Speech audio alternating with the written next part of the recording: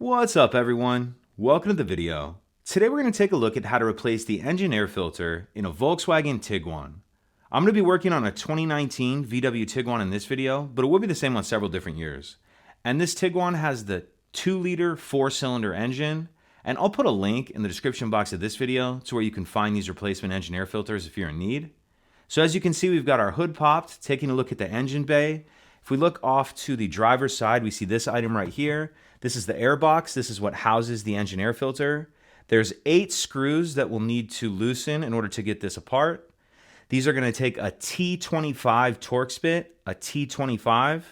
Let me point out these 8 screws. So we have 1, 2, 3, 4, 5, 6, 7, 8.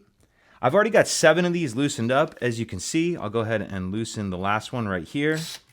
And when you're loosening them up, you only get them about halfway, and then as you can see, it just sits there and spins. That's what we want. We don't want to take them all the way out. That way we won't lose them when we pull this top cover off.